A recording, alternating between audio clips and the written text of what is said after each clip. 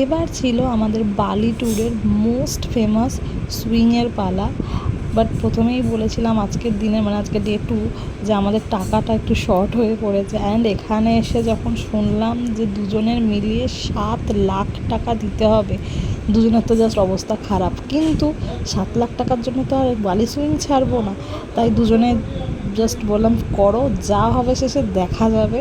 মানে বেসিক্যালি আমার 3.5 লাখ, ওর 3.5 লাখ। বাট আমি বুঝে উঠতে পারলাম না, আমাকে ড্রেস দেবে, সমস্ত কিছু দেবে, সেসব কিছু নিয়ে 3.5 লাখ, আর ওকে কিছুই দেবে না, তাতেই নাকি ওরও 3.5 লাখ। বাট ওখানে ছিল যে একটা ট্র্যাডিশনাল ড্রেসেরও ব্যাপার ছিল, সেটা যদি কেউ নিতে চায় তো তাদের জন্য ছিল 4 লাখ 4 লাখ করে এক একজনের।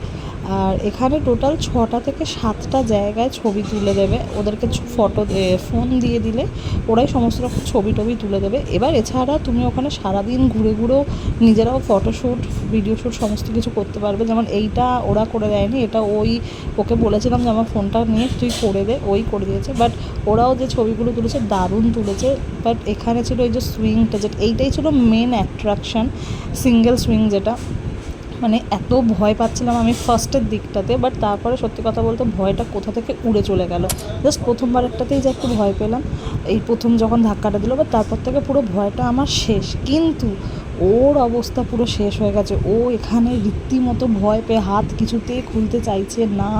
লাস্টে ওকে বলেছি আমি শাহরুখ খান হ, তখন ওখান থেকেও সবাই বলছে হ্যাঁ ও শাহরুখ খান, তুমি কাজল, এরকম টাইপ সব বলছে। ও এত ভয় পাচ্ছে এটা, ও বাদ বাকি কোনোটাতে ভয় পায়নি, শুধুমাত্র এইটা আর একটা সুইং ছিল সেইটা, ওই দুটোতে ওর একদম না ভয়েতে বড় মুখটা ছোট হয়ে যাচ্ছিলো। বাদ বাকি সুইংগুলো তো জাস্ট দারুণ লাগছিলো। এইটা আর একটা, ও যেটাতে ভয় পাচ্ছে। আর এখানে আমাদের তো দুজনের মধ্যে ঝগড়াও লেগে গেছে, কারণ ভয়ের চোটে ওরা যে কী বলছে সেটাও বোঝারই চেষ্টা করছে না, যার জন্য দুজনের মধ্যে শেষে আমাদের ঝগড়া লেগে গেছে এখানে অনেক শেষে। ও আবার এইগুলোতে তো ও একদম হিরো মাফিক ছবি তুলেছে, ওরই বংশ মনে হচ্ছিলো এনে বেশি ছবি উঠেছে ওখানে। সিরিয়াসলি রোদ লাগছে বলে এরকম করছে, আমার রোদ লাগছে আমি এরকম দাঁড়িয়েছি, ওর রোদ লাগছে বলে এরকম করে। এই সব কিছুর মধ্যে সবথেকে ডিফিকাল্ট ছিল এই জামাটাকে নিয়ে হাঁটা।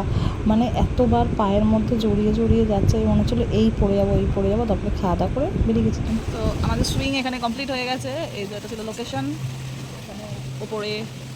তো কমপ্লিট, তো আমাদের ড্রেস চেঞ্জ হয়ে গেছে অলরেডি এখানে। তো রাজা থ্যাংক ইউ, কেমন লাগলো?